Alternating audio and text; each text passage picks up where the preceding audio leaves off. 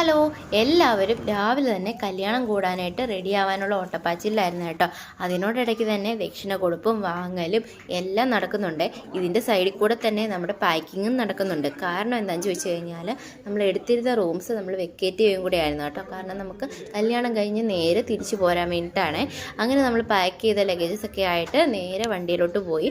വണ്ടിയിൽ ചെന്നപ്പോഴോ എല്ലാവരും നല്ല സുന്ദരന്മാരും സുന്ദരികളൊക്കെ ആയിട്ട് നല്ല സൂപ്പറായിട്ട് റെഡി ആയിട്ടുണ്ടായിരുന്നു കേട്ടോ. പക്ഷേ ഇതെല്ലാം ഒരു 10 മിനിറ്റ് നേരത്തേക്കും ഉണ്ടായിരുന്നുള്ളൂ കേട്ടോ. കാരണം എന്താണെന്ന് ചോദിച്ചു കഴിഞ്ഞാൽ കൊല്ലത്ത് അമ്മാതിരി ചൂടായിരുന്നു കേട്ടോ. നമ്മൾ ഇടുക്കിക്കാരെ കൊണ്ടൊന്നും ഒട്ടും താങ്ങാൻ പറ്റില്ലാത്ത പോലെ ചൂടായിരുന്നു കേട്ടോ.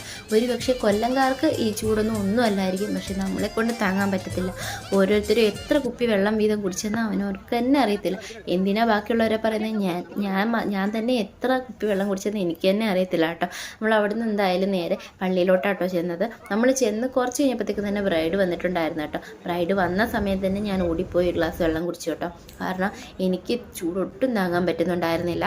അങ്ങനെ നമ്മൾ ബ്രൈഡ് വന്നു കഴിഞ്ഞപ്പോഴത്തേക്കും തന്നെ പള്ളിയിൽ ചെന്ന് പള്ളിയിലൊക്കെ പാട്ടും പ്രാർത്ഥനയും കാര്യങ്ങളും എല്ലാം കഴിഞ്ഞ് മിന്നുകെട്ട് കഴിഞ്ഞതേ നമ്മൾ നേരെ ഫുഡ് കഴിക്കാൻ പോയിട്ടുണ്ടായിരുന്നു.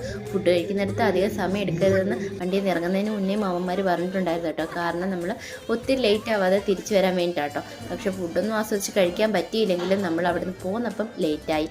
അതുകൊണ്ട് തന്നെ നമ്മൾ വീട്ടിൽ വന്നപ്പോഴും നന്നായിട്ട്